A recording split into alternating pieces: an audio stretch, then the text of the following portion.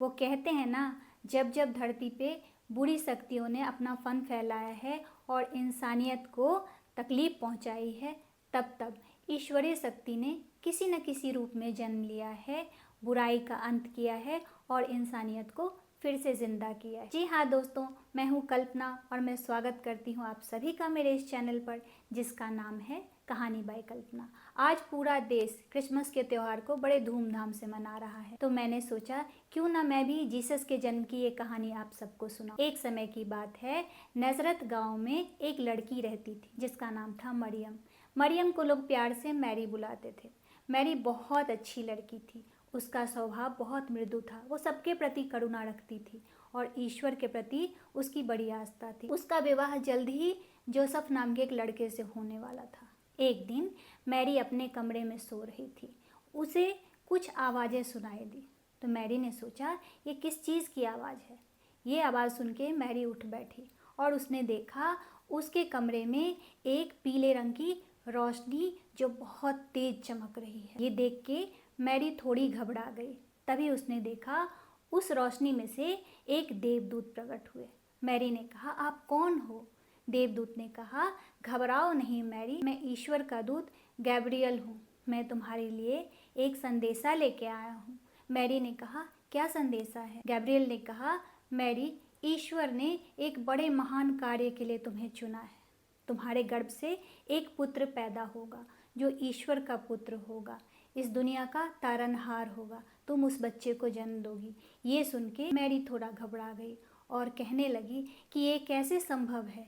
मेरा विवाह तो अब तक हुआ नहीं है, फिर मैं एक बच्चे को कैसे जन्म दे सकती हूँ? देवदूत ने कहा, तुम परेशान मत हो मैरी, जो होगा वो अच्छा होगा। तुम ईश्वर के योजना में भागीदार बनो।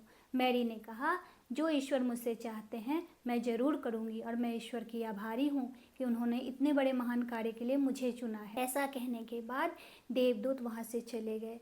अगले दिन मैरी जोसेफ से मिलने गई और रात की घटना बताई। जोसेफ को थोड़ा अच्छा नहीं लगा कि मैरी का विवाह तो अब तक हुआ नहीं है, वो माँ कैसे बन सकती है। जोसेफ थोड़े परेशान थे, लेकिन आज की रात जब जोसेफ सोए तो उन्हें भी सपने में वही देवदूत दिखाई दिए और उन्होंने कहा, जोसेफ तुम परेशान मत हो, तुम मैरी से विवाह कर लो। वो ईश्वर के पुत्र को जन्म देने वाली है। ईश्वर की योजना में तुम भी भागीदार बनो। अगले दिन जोसेफ मैरी से मिलने गए और मैरी से विवाह कर लिया और उसे अपने घर ले आए। मैरी गर्भवती हो गई। कुछ दिन बाद नजरत के राजा ने प्रजा की जनगणना शुरू कर दी, जिसकी वजह से मैरी और जोसेफ को बैथलम जाना पड़ा।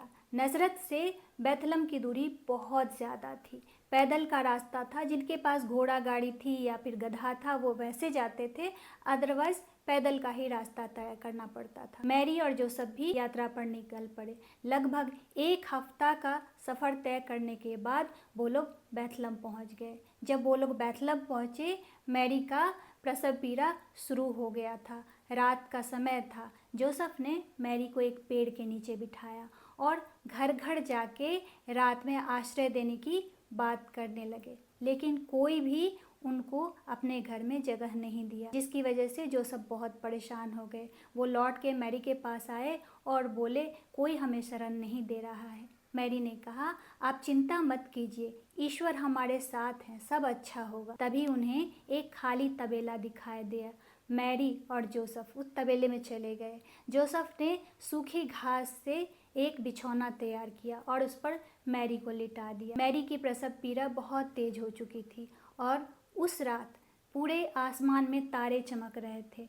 ऐसा लग रहा था मानो सारी दिव्य शक्तियाँ धरती पे अवतरित हो गई हैं। वातावरण बहुत पॉजिटिव हो गया था। ऐसे में आधी रात को मैरी ने एक शिशु को जन्म दिया जो इस धरती का तारनहार बना। नाम रखा गया जीसस। अगले दिन सुबह कुछ चरवाहे, जो भेड़ चरवाहे थे, वो पहाड़ पे भेड़ चराने गए हुए थे। तभी वहाँ एक दिव्य रोशनी प्रकट हुई। वो रोशनी इतनी तेज थी कि चरवाहों की आंखें चौंधिया गई। सबने आंखें बंद कर ली। तभी वहाँ एक देवदूत प्रकट हुए और उन्होंने चरवाहे को कहा कि जाओ, इस धरती के तारनहार ने जन्म ले लिया है। बेथलम नाम के गांव में वो बच्चा एक तबेले में आज ही रात को जन्मा है। जाओ, सबको बताओ कि ईश्वर के पुत्र ने धरती पे जन्म लिया है। वो चरवाहे तबेले में आए और उन्होंने जोसेफ को देखा, मैरी को देखा और शिशु जीसस को देख के उन्होंने अपनी गर्दन अपने ईश्वर के स्वागत में झुका दी और पूरे गांव में जाके जीसस के आने की बात कही। सब लोग बहुत खुश थे और सब ने उत्सव मनाया। उसी दिन से क्रिसमस का ये त्यौहार मनाया जाता है। आशा करती हूँ मेरी ये कहानी आप लोगों को अच्छी लगी होगी और अगर लगी है तो कमेंट बॉक्स में आके मुझे बता सकते हैं। अब मैं आप सबसे विदा लेना चाहूँगी। जाने से पहले एक बात कहना चाहूँगी कि हर नामुमकिन मोड़ से गुजर के जाना है, हौसलों से कह दो मंजिल खुद बनाना है। मिलती हूँ नई वीडियो में नई कहानी के साथ।